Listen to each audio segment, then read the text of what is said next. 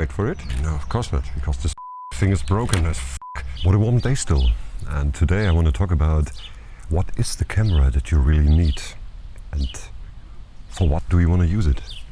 So I've got all different kinds of cameras and expensive glass.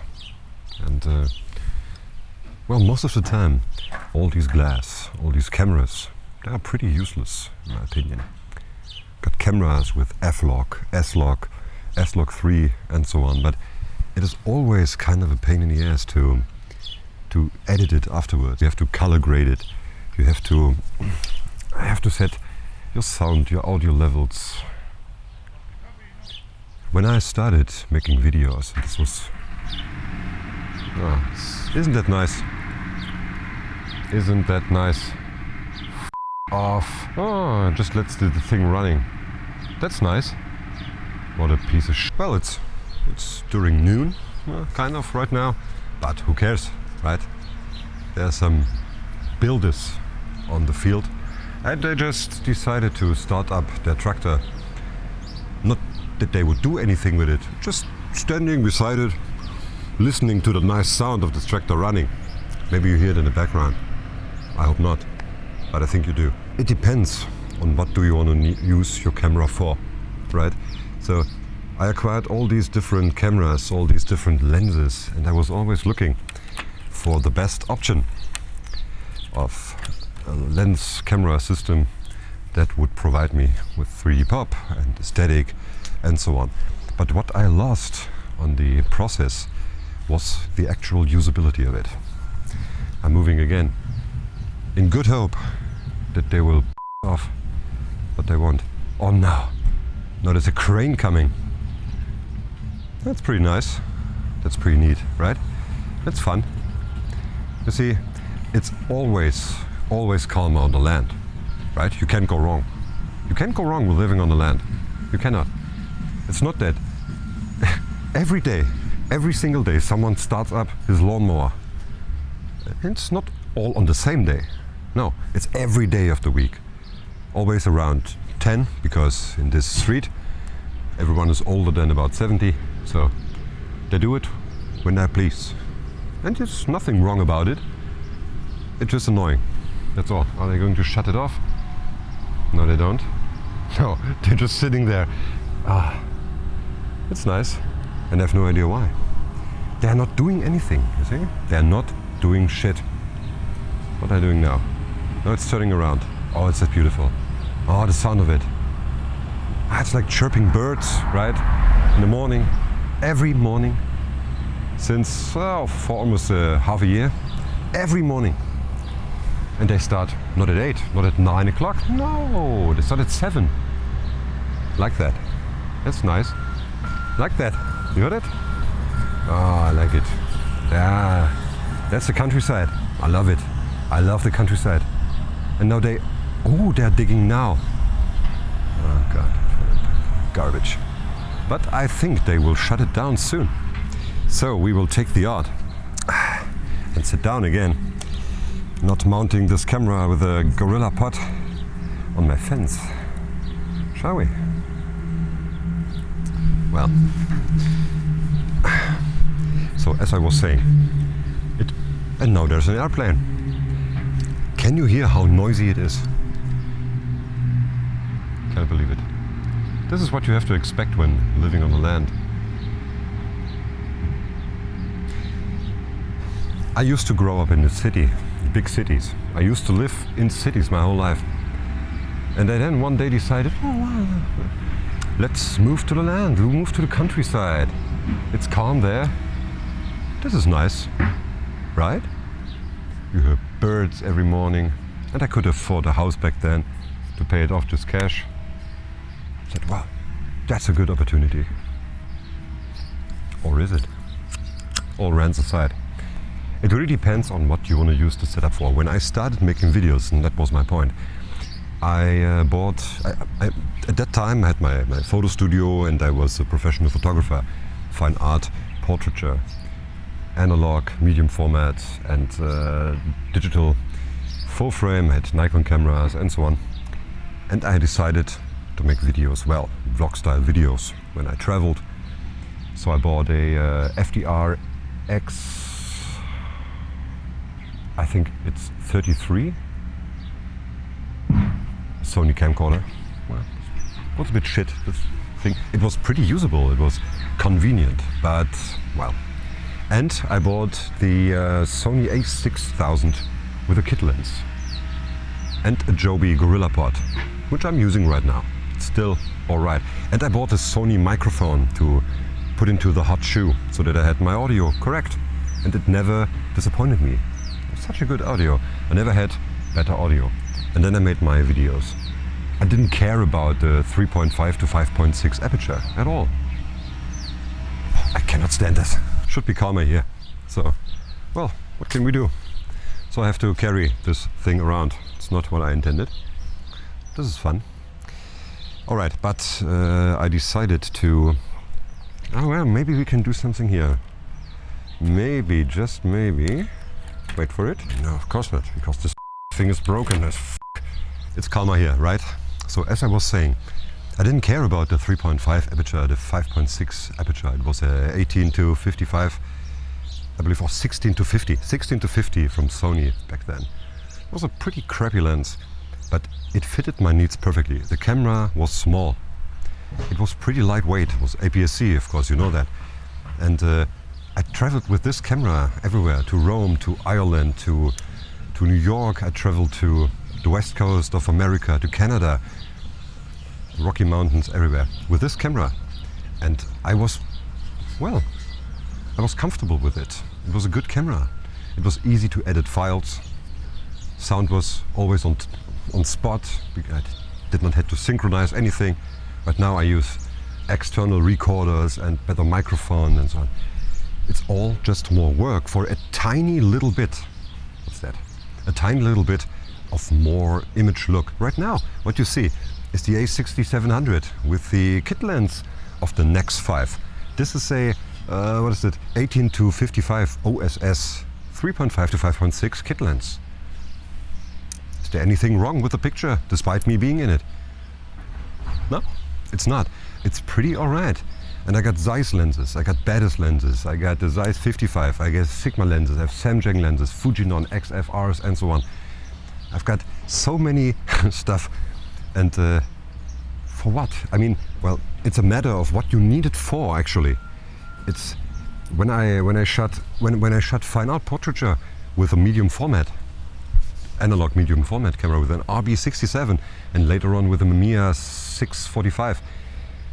Of course it looked good, of course. And I charged a lot for it because I had to buy the film, I had to develop it, I did it myself and so on. And it was, I have to scan it, I had a specific scanner for that. And right after I scanned it, I had about 100 megapixel of medium format image.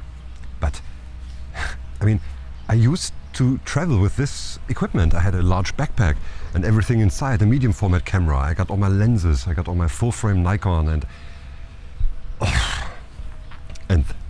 then I decided to just use an APS-C camera. And I sold my a6700 last year, and that was not the right decision. I'm debating buying it again because it was a tiny little bit lighter than this a6700, but it would not be worth it. The a6700 is a pretty good camera, and I can see myself what I did not be able, what I was not able to do when I used the a6000, right? So, but in the end, it's about how practical your system is for what you need it, right? You do not need much of a 3D pop effect if you are trying to shoot good wildlife or sports. Well, you want to get the shot done. And not, oh, well, I didn't get the shot, but look at the micro contrast. That's, if you want to take pictures, and I do a lot, I take a lot of pictures, there I want to use, and I want to find the best aesthetics, the best micro contrast and 3D pop, of course. But for video, of when you are on the run, when you're shooting video like rock style or you travel with it, then the lighter the better, right? And the more, well, I don't know, the less obvious it is that you film, the better. So I got a GoPro Hero 9. This thing is garbage, complete garbage. I have a GoPro Hero 3 from when I was a pilot and used it to record my in-cockpit videos. This camera never disappointed me. The Hero 9 Black, oh, it did. And it does, still. Trying to get a sharp image out of this, even remotely as good, in my opinion, as the Hero 3.